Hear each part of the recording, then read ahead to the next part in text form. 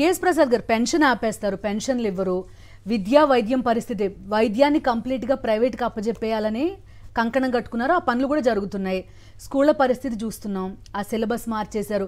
ఆఖరికి మేము ఏదైతే పాలసీ, ఎడ్యుకేషన్ పాలసీ, నేషనల్ ఎన్ఈపీని కూడా మేము ఫాలో అవ్వము అనేది చాలా క్లియర్ కట్గా చెప్తున్నారు. మరి ప్రభుత్వం ఏం చేస్తుంది?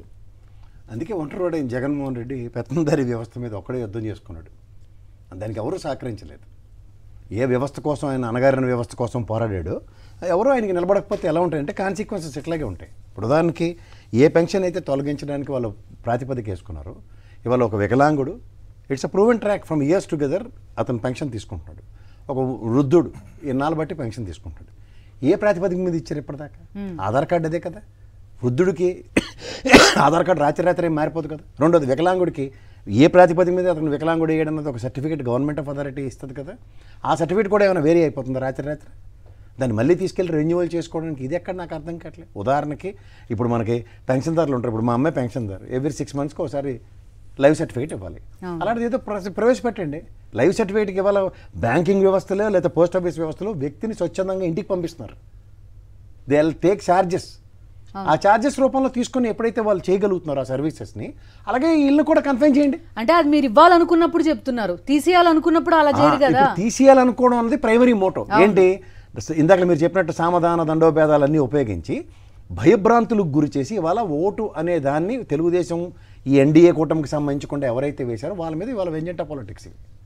సో దీంట్లో ఏమవుతుందంటే గతంలో వాలంటరీ వ్యవస్థ తిరుగుగా వీడు మావాడు అవతలాడు వాడని వాళ్ళు ఎంచుకున్నారేమో అన్నది నాకు తెలియదు. కానీ వీళ్ళైతే ఆఫ్టర్ ఎలక్షన్స్ ఈజీగా డీమార్క్ చేసి వీడు తెలుగుదేశానికి పనిచేయలేదు, జనసేనకి పనిచేయలేదు, బీజేపీకి పనిచేయలేదని ఐడెంటిఫై చేసి డీమార్క్ చేసి అతని మీద దాష్టికానికి తెరలేపుతున్నారు. సో ఈ దాష్టికాలకి ఎప్పటిదాకా?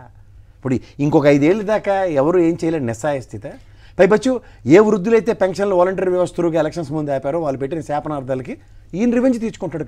క్రిస్టల్ క్లియర్గా కనబడుతుంది కదా.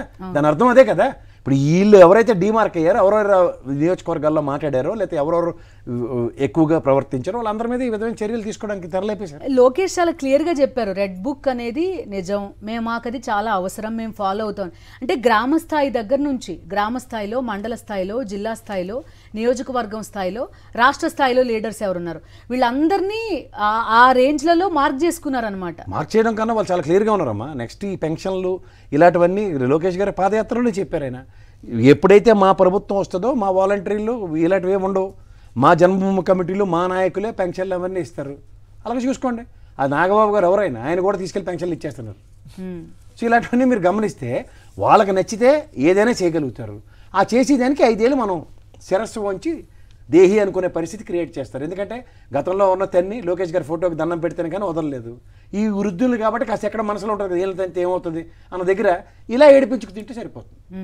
వాళ్ళు ఏదో ఒక పదం వాడుతూ ఉంటారు చూడండి జగన్మోహన్ రెడ్డి గారిని. ఆ పదంకి సంబంధించిన అంశాలన్నీ వాళ్ళతోనే ముడిపడి ఉన్నాయి చూసుకోండి. This is nothing but indirect psychoism. ఈ సైకోయిజంని ఎలా ప్రదర్శిస్తున్నారంటే ప్రజల మీదే. ఆ పులకేసి అలాంటి సినిమాల్లో చూడండి, వాడికి ఏం చేయాలో తెలియక ఆ పాలనలు ఎలా ప్రజల్ని భయభ్రాంతులకు గురి చేసి ఎలాంటి పిచ్చి పనులు చేశారో వీళ్ళు కూడా ప్రభుత్వాన్ని నెలకొల్పాలి శాశ్వతంగా అన్న దగ్గర ఇది ప్రజాస్వామ్యం అనే విషయాన్ని మర్చిపోయారు. ఏదైనా సరే ఆవు వ్యాసంలాగా జగన్మోహన్ రెడ్డి గారిని గత ప్రభుత్వాన్ని ఆపాదించుకుంటూ చిత్తుకాయతలు తగలబెట్టినా సరే ఆఫీసుల మీద పడిపోతున్నారు. ఇదంతా తగలబెట్టేశారు, పోలవరం డ్యామ్ తిరగబెట్టేశారని. అదే సంబంధిత మంత్రి కూర్చొని అబద్ధ ఇది ఈ వాళ్ళ పొరపాటు జరిగింది, ఆ వాళ్ళ పొరపాటు జరిగింది, మేమే తప్పు చేసామని ఇండైరెక్ట్గా ఒప్పుకుంటాడు.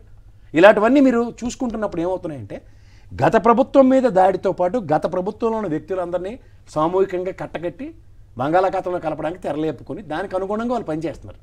ఎందుకు వాళ్ళ దగ్గర ఇప్పుడు ఎగ్జిక్యూషన్స్ పని లేవు, రూపాయి డబ్బులు లేవు. ఇప్పుడు ఇన్ని కబుర్లు చెప్తున్నారు. ఈ ఎఫ్ఆర్బిఎం లిమిట్లు అన్నీ తీసుకొచ్చి 5,000, 7,000, 12,000 మొత్తం ఈ కోట్ల అప్పులు తీసుకొచ్చారు కదా. ఇదే జగన్మోహన్ రెడ్డి గారు ఫ్లోర్ ఆఫ్ ద హౌస్లో మనకి ఈ జీఎస్టీ కౌన్సిల్ నుంచి రావాల్సింది 64,000 కోట్ల బకాయిలు ఉన్నాయని చెప్పారు. ఎంత కొయిలేషన్ గవర్నమెంట్ కదా, మంచి అండర్స్టాండింగ్లు ఉన్నాయి కదా బీజేపీతో. 64,000 కోట్లు ₹1 కూడా తెచ్చుకోలేకపోయారు. దీనికి మళ్ళీ దేహి అనుకుని గతంలో 29 సార్లు ఇప్పుడు మళ్ళీ 3వ 4వ ఢిల్లీకి వెళ్తున్నారు. ఏదో అప్పుకి ఇంకోసారి రికమెండేషన్ పెట్టండి అని వరల్డ్ బ్యాంక్కి చెప్పడానిక. మనకు 64,000 కోట్లు మనకి రావాల్సిన నిధులు సక్రమంగా వస్తే ఇప్పుడు ఈ వాళ్ళు చెప్పిన 6 బుల్లెట్ పాయింట్లను ఎగ్జిక్యూట్ చేయడానికి వెసులుబాటు ఉంటుంది కదా. అది ఎందుకు తయారు? ఆర్బీఐ బాండ్ల వేలంలో మాత్రం 2వ మంగళవారం రెడీ అయిపోతారు ప్రతిసారిను. గత ప్రభుత్వం ఏం చేసిందో మర్చిపోతారు. జీఎస్టీ బకాయిలు రాకే కదా ఈ బాండ్ల వేలంకి వెళ్ళి నానా తెప్పలు పడింది గత ప్రభుత్వం కూడా. ఏం మర్చిపోయారా? ఇప్పుడు రేపు పొద్దున పార్లమెంట్ సెక్షన్ స్టార్ట్ అవునండి, అదర్ దాన్ బీజేపీ ప్రభుత్వాలన్నీ ప్లకార్డులు పట్టుకుని నిలబడతాయి. అవును, మా జీఎస్టీ బకాయిలు మాకు ఇవ్వండి అని. ఆంధ్రప్రదేశ్ రాష్ట్రానికి ఎలక్షన్స్ నోటిఫై కాకుండా లాస్ట్ సెక్షన్కి 64,000 కోట్లు అంటే ఈ 3 నెలల్లో జీఎస్టీ బకాయిలు వచ్చిన ఉదంతమే లేదు. వీళ్ళు కక్కలేరు మింగలేరు. సార్ అప్పిస్తారు కావాలంటే. అదే చెప్తున్నాను, ఎఫ్ఆర్బిఎం లిమిట్లు మించుతున్నారు కానీ జీఎస్టీ బకాయిలు రాని విషయంలో నేను ఎందుకు మాట్లాడి నోరు ఎందుకు పగలట్లే? నితీష్ కుమార్ ఒక్కడే తీసిమారు కానా?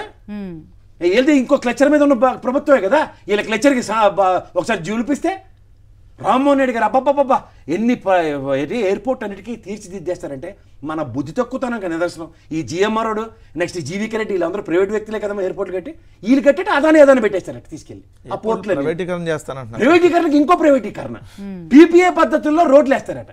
ఇవన్నీ మాట్లాడంటారు ఏటర్ బాబు అంటే అచ్చచ్చ అదే నా పాయింట్ కూడా. మీరు రోడ్లు ప్రైవేట్ యాజమాన్యానికి ఇచ్చేస్తారు, చదువులు ఉన్నవి ఇప్పుడు పెట్టినవన్నీ పెన్షన్లు ఇవ్వరు. మరి గవర్నమెంట్ ఏం చేస్తుంది? అదే చెప్తున్నాను. ఇప్పుడు పెన్షన్లు కాదమ్మా, ఒక నిమిషం. మీరు హాస్పిటల్స్ 17 మెడికల్ కాలేజీలు 5 ఎగ్జిక్యూట్ అయ్యి ఉన్నాయి. ఆరోగ్యశ్రీకి సంబంధించి ఈ 17 మెడికల్ కాలేజీలు జిల్లా కోటి మండలానికి కోటి ఆల్రెడీ ఉన్న హాస్పిటల్తో అనుసంధానించుకుంటే ₹1 ఖర్చు ప్రభుత్వానికి ఉంటుంది. కేజీహెచ్ లాంటి హాస్పిటల్ ఎలాంటి ఇన్ఫ్రాస్ట్రక్చర్ ఉందో రమ్మని ఎవరితో డిబేట్కి. వీళ్ళకి ఎంతసేపు దీర్ఘకాలిక ప్రయోజనాలు, ప్రజల స్వామ్యంలో ప్రజల పక్షాన ఆలోచించరు వీళ్ళు. తాత్కాలిక ప్రయోజనాలు, ట్రేడింగ్ బిజినెస్ అది నరేంద్ర మోడీకి అనుసంధానించుకున్నారంటే 5 ఏళ్ళు అనుసంధానించుకున్న వాళ్ళు ఇవాళ ఎందుకు అనుసంధానించుకున్నారంటే దోపిడీ వ్యవస్థ. దీన్నే పెత్తందారీ వ్యవస్థ అంటారు. ఈ పెత్తందారీ వ్యవస్థకి ఎప్పుడైతే అనుసంధానించుకున్న జగన్మోహన్ రెడ్డి గారు నేను మీతో లేవని ఎప్పుడైతే అలైన్మెంట్ చెప్పాడో ఈ ప్రాబ్లమ్స్ అని అట్రిబ్యూట్ చేస్తున్నాయి.